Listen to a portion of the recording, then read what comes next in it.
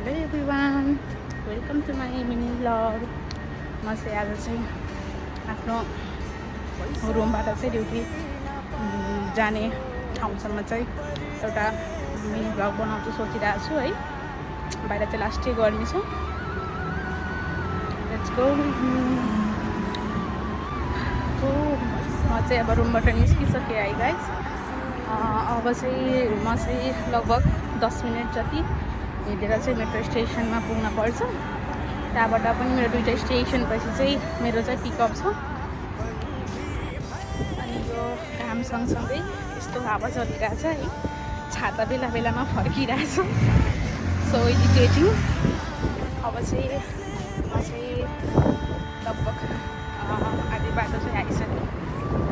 म चाहिँ मेरो बाटोमा पर्ने कुनै जुन हुन्छ नि मेन पोइन्ट्सहरू चाहिँ तपाईँहरूलाई देखाउन गइरहेको छु। हेर्नुहोस् न, छाता यस्तो भइरहेछ कि सो इरिटेटिङ। यो चाहिँ मेरो बाटोमा पर्ने चाहिँ रिगाको मेन पोइन्टहरू भयो। यो चाहिँ हाम्रो अलगुरेर मल है। मोस्ट अफ द पिपलहरूले चाहिँ अलगुरेर मल भनेपछि चिन्नुहुन्छ यो लोकेसनमा चाहिँ। म चाहिँ महल छिरिसकेँ। महलको 2 मिनटको बाटो जे सिक्कल छ, द्याट्स वाइ म चाहिँ 2 मिनट भने पनि किन गर्ने खानु भनेर चाहिँ महलबाट एकचोटि सोचेर आइपुगेँ। रमाइलो छ यहाँ महलमा। झिलिमिली बत्तीहरू सब सेल लगाइरहेछ कपडाहरू।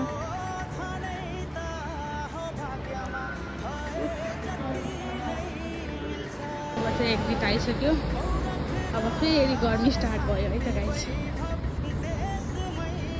चाहिँ बाटो हुँदै अब स्टेसनसम्म चाहिँ पुग्छु।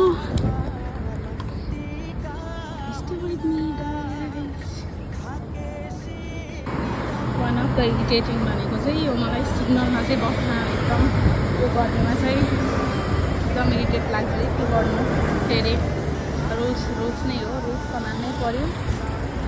यस्तो गर्मी छ, यति गर्मी छ बाहिर। तर के भन्छ, मेरो चाहिँ मेट्रो स्टेसन चाहिँ त्यहाँ हो। म चाहिँ अब लगभग आइसकेँ।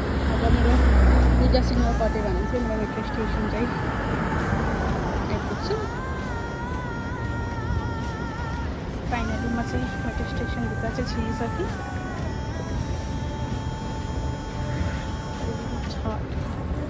हेर्नुहोस् त, छाता ओर्दा पनि पसिना यस्तो आइरहेछ।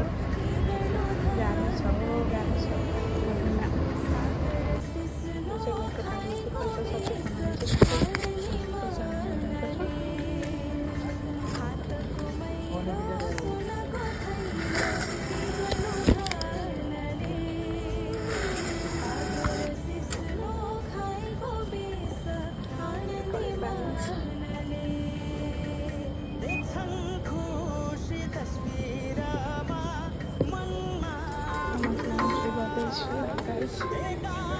इन्टर गरिसकेँ।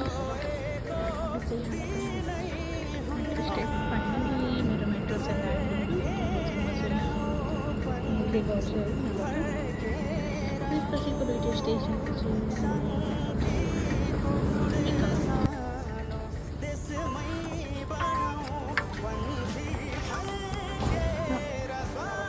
अब मेरो पिकअप ठाउँमा चाहिँ आइसक्यो है। यहाँबाट चाहिँ हामी 2जना छौँ पिकअपको लागि। एउटा फिलिपिनमा भनौँ। अब ऊ चाहिँ आइपुगेको छ कि मलाई थाहा छैन।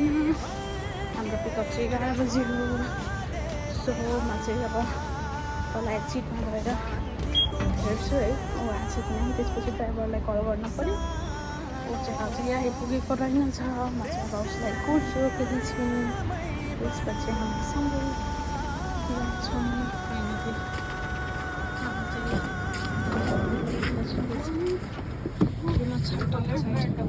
फाइनली अब हामी चाहिँ